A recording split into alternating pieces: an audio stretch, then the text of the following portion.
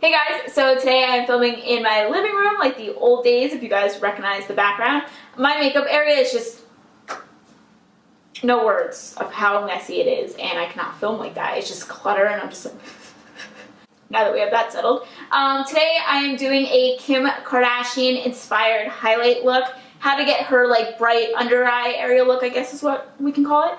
I know that some people don't like this kind of look, and I know that some people do, so this is for the people that do like this. I know that this kind of look isn't for everyone, but I personally think it's really flattering, especially, now hear me out, if you are like me and you hate your under eye area. Like I just do. Like, it's just part of my nationality. I'm half Middle Eastern and I'm half Italian, and I get really dark under there. So a look like this is flattering on me and other people that get super dark. So yeah, I feel like this look can be really flattering if it's done correctly, but I still know that there's people that are not going to like this. So if you don't like this kind of look, then just keep going on with your day and don't watch this video. But yeah, so I'm going to be showing you with some new products that I bought at IMATS, and I am going to be doing an IMATS haul, if anyone's wondering. But yeah, so I'm going to be showing you with new products that I'm going to be using for the first time on camera. Got an itch. Okay.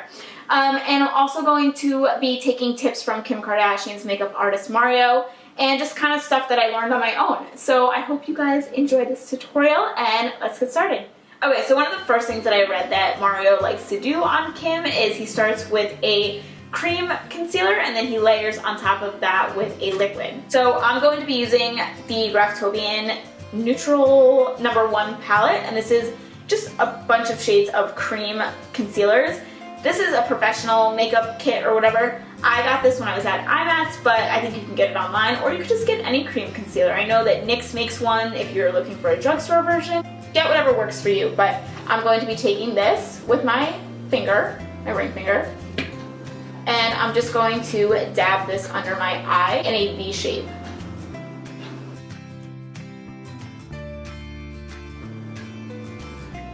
And I'm also going to take this all the way to the end of my eyebrow. We're not even done with the full process and it already looks so much better. Like let's not even look at it.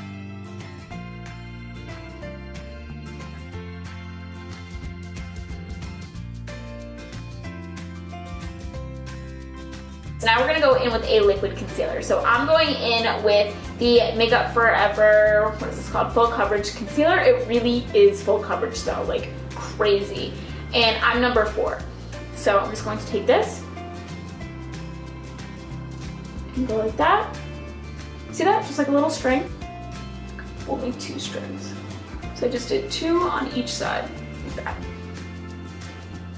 And now I'm going to follow that same V-shaped motion.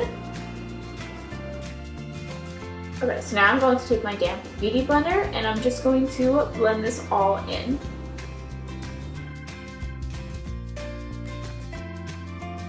Okay, so the next thing that we're going to do is set our under eye concealer. So we're first going to go in with a translucent powder, and that's also something that I read that he does. This one is by Laura Mercier, and it is the brightening powder. So we're just going to dump a little bit out.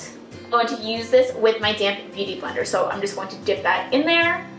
Same one that we've been using. And we're going to set this area.